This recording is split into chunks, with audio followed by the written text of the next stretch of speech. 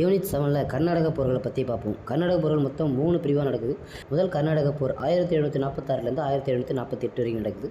இந்த போர் அடையாறு போர் அப்படின்னு சொல்லலாம். இந்த அடையாறு போர்ன்றது கர்நாடக நவாப் அன்வாருதீனுக்கும் ஃப்ரெஞ்சு படையிற்கும் இடையே நடக்குது. ஃப்ரெஞ்சு படை மிக சிறிய படை தான். அதை வந்து கேப்டன் பாரடைஸ் தலைமையேற்று நடத்துகிறாரு. இந்த படை வந்து மாப்புஸ்கான் தலைமையிலான மிக வலிமை வாய்ந்த படை வந்து தோற்கடிச்சிருது. இந்த போர் ஐலாசபேல் உடன்படிக்கைப்படி முடிவுக்கு வருது. அடுத்ததாக இரண்டாவது கர்நாடக போர். இது 1749லேருந்து 1854 வரை நடைபெறுது.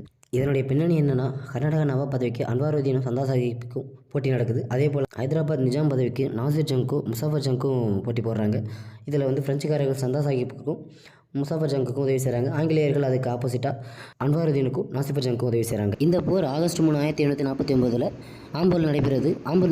இந்த போரில் பிரெஞ்சு கவர்னர் டியூப்ளே, சந்தா சாஹிப், முசாஃபர் ஜங் இவங்க கூட்டுப்படைகளுக்கு எதிராக கர்நாடக நவாப் அன்வாருதீன் தோற்கடிக்கப்பட்டு கொல்லப்படுறாரு. அன்வாருதீனோட மகன் முகமது அலி திருச்சிக்கு தப்பி ஓடிடுறாரு. அதே போல் ஹைதராபாத் நிஜாம் பதவிக்கு போட்டியிட்ட நாசிர் ஜங்கும் தோற்கடிக்கப்பட்டு கொல்லப்படுறாரு. இரண்டாம் கர்நாடக போரில் அடுத்த ஆற்காட்டு போர். இது 1751 நடைபெறுது. இதில் பிரெஞ்சு கவர்னர் டியூப்ளே முகமது அலியை கொள்றதுக்கு ஒரு பெரும்படையை திருச்சியை நோக்கி அனுப்புகிறாரு.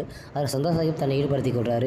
இந்த சமயத்தில் ஆற்காட்டை தாக்கிறதுக்கு ராபர்ட் கிளைவ் வந்து தன்னுடைய படையை அனுப்புகிறாரு. இதுக்கு ஸ்டிங்கர் லாரன்ஸ் வந்து தலைமையேற்று நடத்துகிறாரு.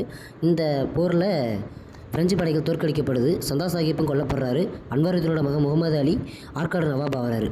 இந்த போரின் முடிவில் பிரெஞ்சு ஆளுநராக டியூப்ளே பாரிஸுக்கு திரும்ப அழைக்கப்படுறாரு. அவரோட இடத்துக்கு கோதையு நியமிக்கப்படுறாரு. கோதையு ஆங்கிலேயருடன் பாண்டிச்சேரி உடன்படிக்கை கையெழுத்திடுறாரு. இந்த உடன்படிக்கைப்படி இரண்டாம் கர்நாடக போர் வந்து முடிவுக்கு வருது. கடைசியாக மூன்றாம் கர்நாடக போர். இது 1756லேருந்து 1763 வரைக்கும் நடைபெறுது.